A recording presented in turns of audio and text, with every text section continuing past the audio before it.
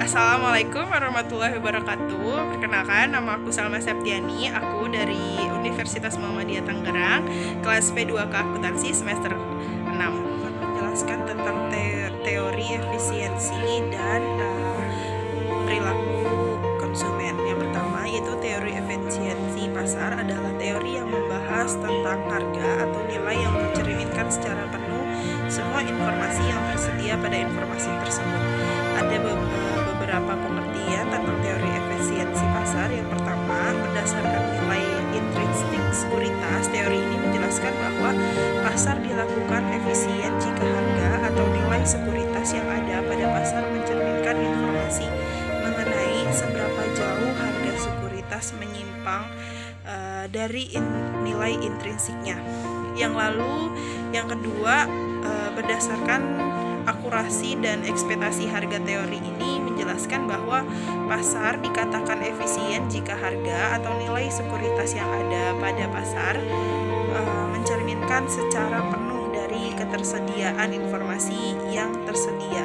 Lalu yang ketiga, berdasarkan distribusi informasi, teori ini menjelaskan bahwa pasar dikatakan efisien jika harga atau nilai sekuritas peroleh atau setelah setiap orang memiliki informasi dan dianggap mendapat informasi yang sama. Terus yang keempat, berdasarkan proses dinamik, teori ini menjelaskan bahwa pasar dikatakan efisien jika harga atau nilai sekuritas yang tercantum dalam pasar secara cepat dan penuh mencerminkan semua informasi yang tersedia. Jadi dalam konsep efisiensi pasar ini membahas tentang hubungan antara harga atau nilai sekuritas dengan informasi, bagaimana pasar bereaksi terhadap informasi tersebut, serta sejauh mana informasi tersebut dapat mempengaruhi pergerakan harga yang baru. Ekspresi yang lain menyebutkan bahwa dalam pasar efisien, harga-harga aset atau sekuritas secara cepat dan penuh mencerminkan informasi yang tersedia tentang aset atau sekuritas tersebut. Dalam mempelajari konsep pasar efisien, perhatian kita akan diarahkan pada sejauh mana dan seberapa cepat informasi tersebut dapat mempengaruhi pasar, yang tercermin dalam perubahan harga sekuritas informasi yang sudah diketahui. Meliputi dua macam, yaitu informasi masa lalu dan informasi saat ini. Selain juga kejadian atau peristiwa yang telah diumumkan tetapi masih akan terjadi. Contohnya untuk informasi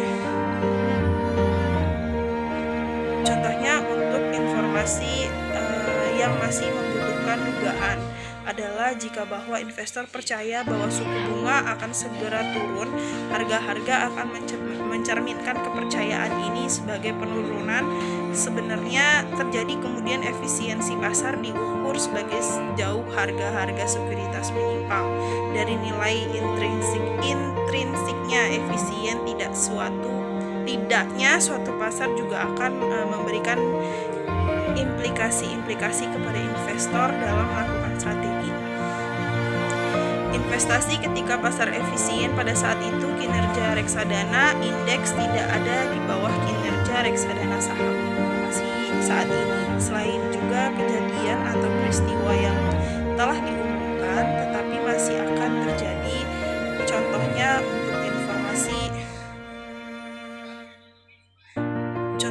untuk informasi yang masih membutuhkan dugaan adalah jika bahwa investor percaya bahwa suku bunga akan segera turun, harga-harga akan mencerminkan kepercayaan ini sebagai penurunan.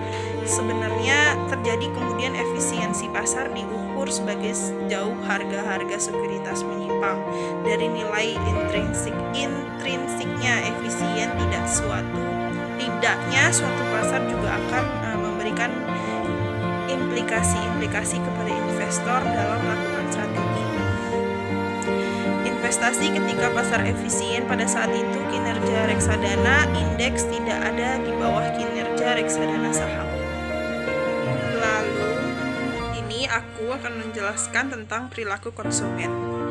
Nah, perilaku konsumen ini merupakan proses yang dinamis yang mencakup perilaku konsumen individual atau kelompok dan anggota masyarakat yang secara terus-menerus mengalami perubahan. Perilaku konsumen menunjukkan pada perilaku yang diperlihatkan oleh konsumen dalam mencari, membeli, menggunakan, mengevaluasi, dan menghabiskan produk, barang, dan jasa yang mereka harapkan akan memuaskan kebutuhan mereka sendiri.